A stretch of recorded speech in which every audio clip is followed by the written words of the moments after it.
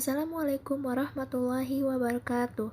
Kami dari kelompok 4 akan mempresentasikan hasil diskusi kami tentang problem student in classroom, yang mana kelompok kami terdiri dari Ade Robiah, Adinda Dwi Lestari, Claudi Friskia, Maulani Rahmawati, Nurul Afiyah, dan Vita Amalia.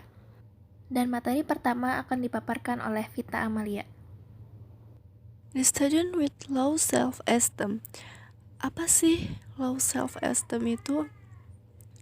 Nah, di sini saya akan menerangkan tentang definisi self-esteem terlebih dahulu. Menurut para ahli, yang pertama yaitu menurut Santrok, harga diri merupakan evaluasi individu tentang dirinya sendiri secara positif ataupun negatif.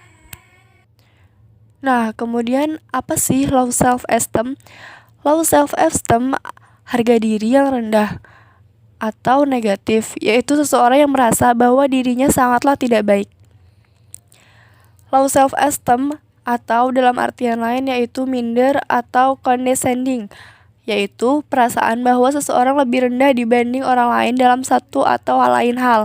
Perasaan demikian dapat muncul sebagai akibat sesuatu yang nyata atau hasil imajinasinya saja. Rasa rendah diri sering terjadi tanpa disadari dan bisa membuat orang yang merasakannya melakukan kompensasi yang berlebihan untuk mengimbanginya, berupa prestasi yang spektakuler atau perilaku antisosial yang ekstrim, atau keduanya sekaligus. Tidak seperti rasa rendah diri yang normal yang dapat mendorong pencapaian prestasi.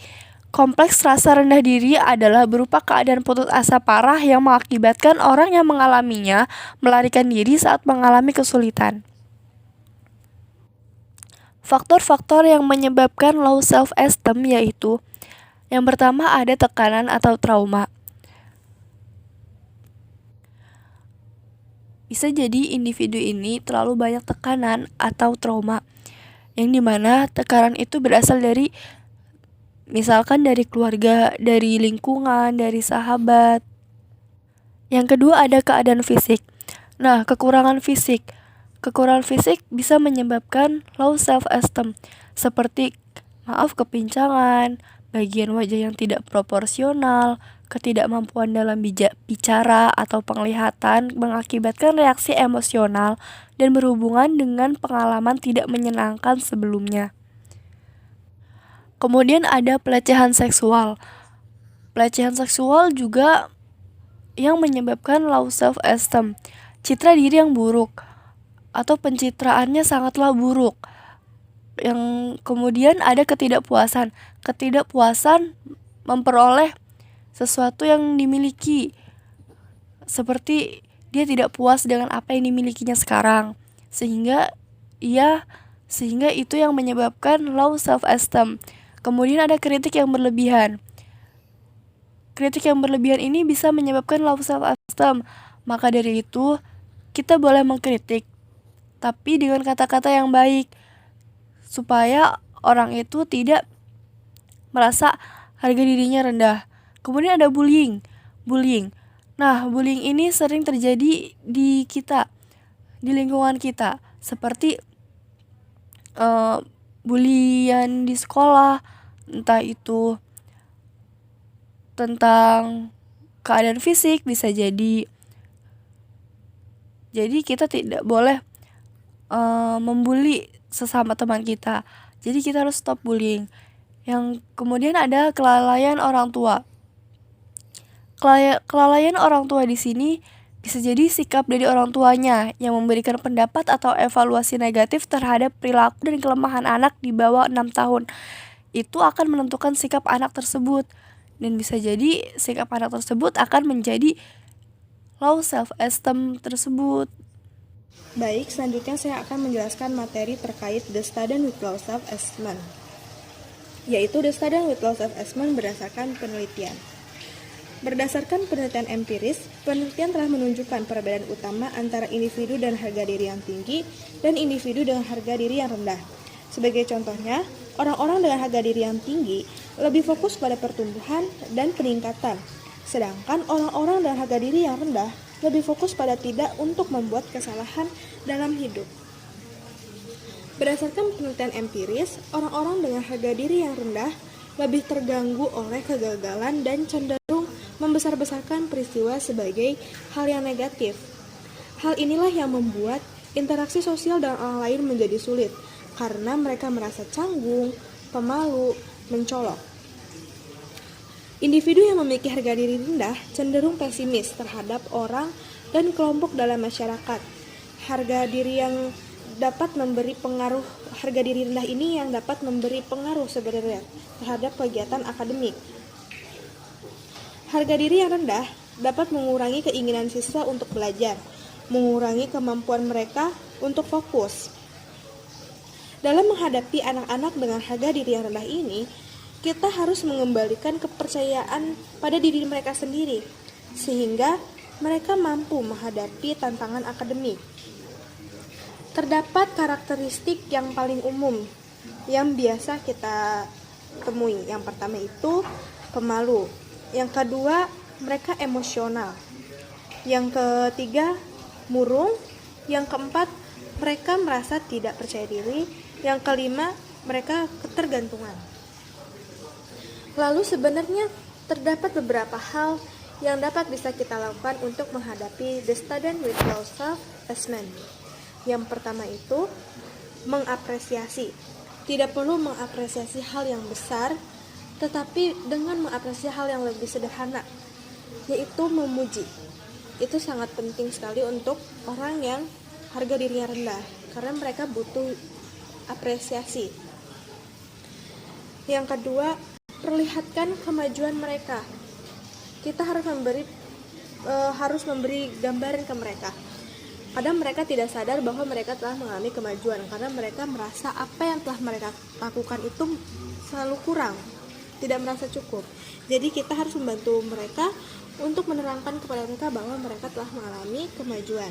Yang ketiga itu adalah membantu mereka penting di kelas. Terkadang terdapat yang saya temui, terdapat tenaga pendidik yang terkadang yang A lebih baik daripada si B, mendingan si C daripada si D.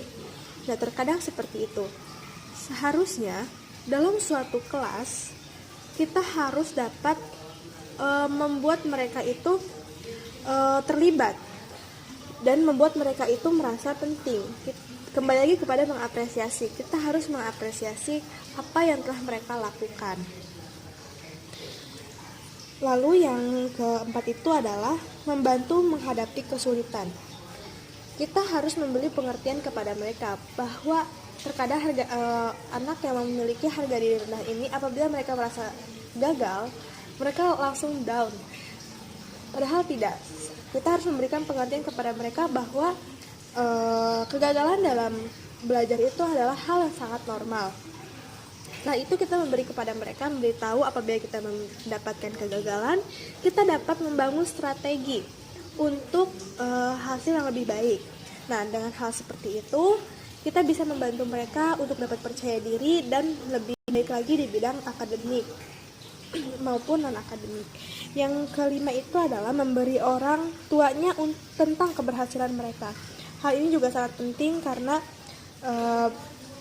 orang tua terkadang tidak tahu apa yang anaknya lakukan di sekolah. Nah, maka dari itu kita sebagai tenaga pendidik harus membantu siswa untuk memberitahu kepada orang tuanya.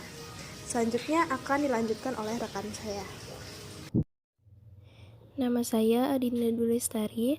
Baiklah, saya di sini akan menjelaskan tentang materi yang kedua, yaitu The Student with Math Anxiety. Nah, Math Anxiety atau kecemasan matematika ini memiliki definisi, yaitu dalam buku Matematik Anxiety Research Horn and Swin, kecemasan matematika adalah perasaan-perasaan ketegangan dan kecemasan yang menyebabkan kesalahan dalam angka dan penyelesaian dari problem matematika dalam lingkup luas, dalam kehidupan sehari-hari dan situasi sekolah. Dari definisi tersebut dapat disimpulkan bahwa the student atau siswa yang memiliki kecemasan matematika ini, dia ketika dihadapi dengan problem matematika, dia akan merasakan ketegangan dan kecemasan yang dimana itu dapat berdampak pada kognitif dan daya ingat siswa tersebut. Adapun gejala-gejala yang ditimbulkan pada seseorang yang mengalami math anxiety ini atau kecemasan matematika. Di antaranya itu ada yang secara psikologi sama yang secara fisik. Yang pertama itu secara psikologi. Jadi dia itu timbul perasaan ketegangan, ketakutan, dan kekhawatiran, kepercayaan diri yang rendah, cara pandang negatif terhadap pembelajaran matematika, merasa terancam, dan terjadi reduksi atau penurunan dalam daya ingat. Sedangkan secara fisik akan timbul tangan berkeringat, jantung berdebar, mual, dan kesulitan dalam bernafas. Nah, kesulitan dalam bernafas ini akan dialami oleh orang yang mengalami tingkat kecemasan matematika yang sudah akut. Nah, hal-hal tersebut ini dapat mengganggu dalam penyelesaian masalah dalam area akademik. Math anxiety atau kecemasan matematika ini tidak timbul dengan sendirinya, tetapi ada faktor-faktor penyebab yang menimbulkan kecemasan matematika ini. Di antaranya itu ada yang pertama ada faktor kepribadian, yaitu penghargaan diri yang rendah, ketidakmampuan dalam mengontrol frustasi, rasa malu, dan intimidasi. Nah, faktor kepribadian ini berasal dari diri individu itu sendiri.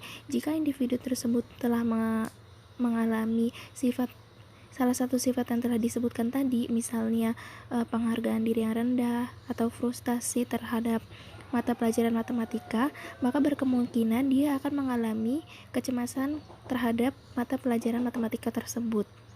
Kemudian yang kedua ada faktor intelektual, yaitu ketidakmampuan dalam memahami konsep matematika, ketidaktepatan dalam gaya belajar, dan keraguan diri dalam kemampuan. Faktor intelektual ini lebih berkaitan dengan cara individu tersebut atau siswa tersebut memahami konsep matematika dan gaya belajarnya. Siswa yang mengalami math anxiety atau kecemasan matematika ini biasanya dia belum menemukan gaya belajar yang cocok dengan dia agar dia paham dengan konsep matematika. Kemudian yang terakhir ada faktor lingkungan. Nah, faktor lingkungan ini bergantung pada dua hal. Yang pertama adalah orang tua, di mana harapan dan tekanan persepsi orang tua ini sangat kuat dalam proses pembelajaran suatu individu. Yang kedua ada pengalaman negatif dalam kelas. Contohnya ini adalah penekanan sistem drill dan guru yang kurang kompeten. Nama saya Maulani Rahmawati. Di sini saya akan menjelaskan dampak dari math anxiety atau kecemasan matematika. Dampak terhadap kognitif dari kecemasan matematika berbeda tergantung dari jumlah digit angka. Pada digit angka yang tunggal, kecemasan matematika memberikan dampak pada sensitivitas proses atau penginderaan sens terhadap angka.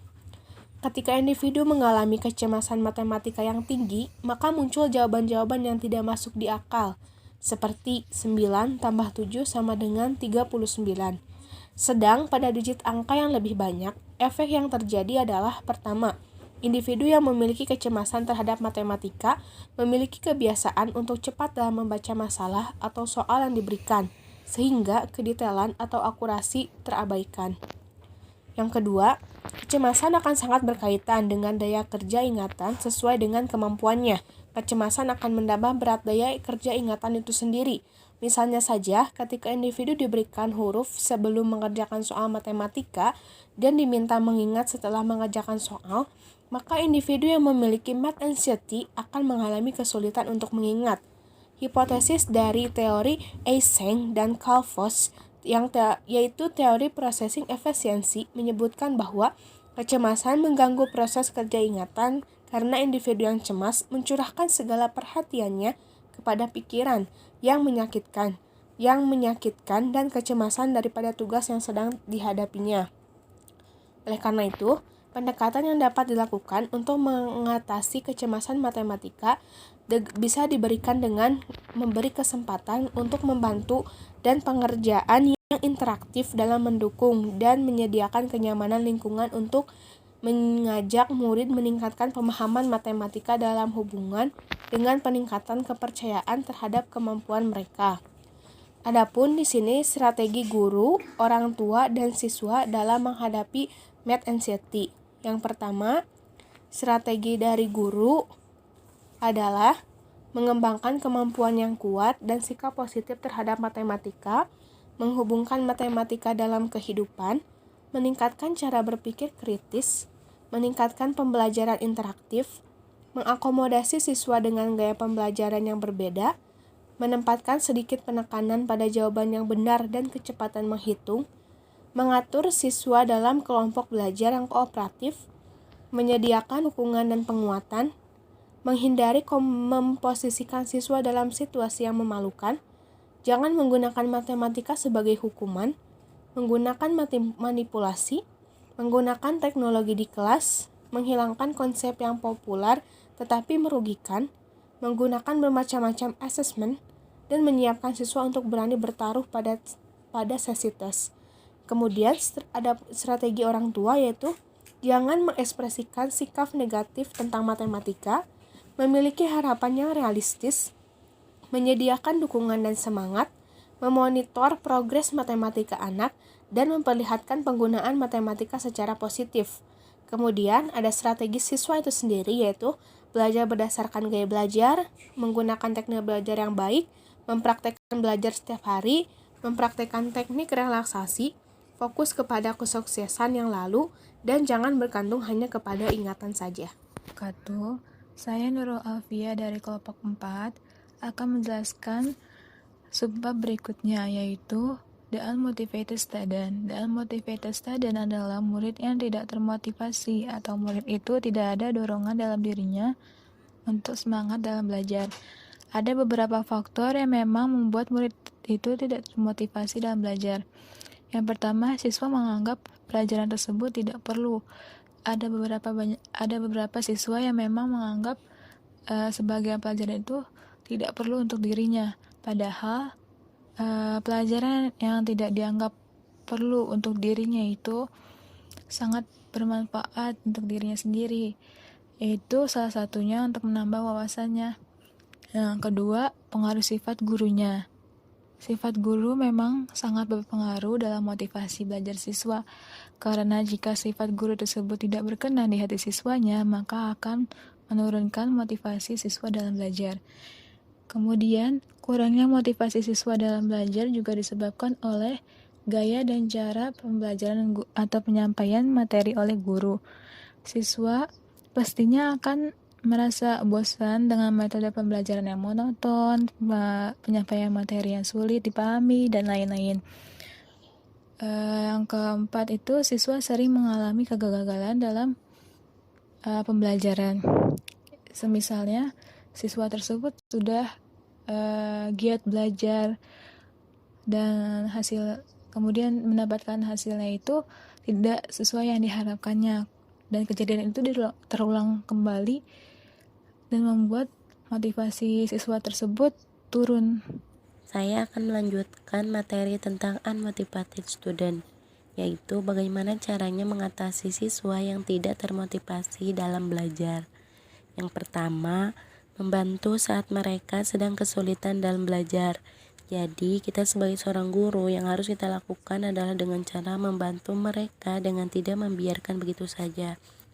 Karena ketika kita membiarkan mereka menghadapi kesulitan saat belajar, maka kita akan membuat mereka tidak ingin mencobanya kembali.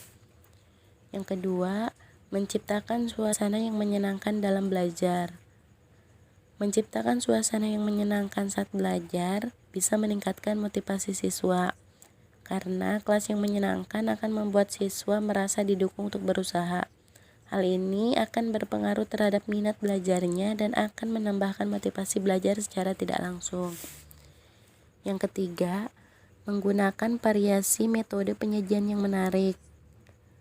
Melakukan kegiatan yang sama secara terus-menerus tentu akan menimbulkan rasa bosan yang berlebihan. Hal ini tentu dapat menurunkan semangat belajar para siswa. Jadi, sesekali kita sebagai seorang guru dapat mencoba metode belajar yang menarik seperti membuat pengembangan peran, studi kasus, presentasi audio visual, dan sebagainya.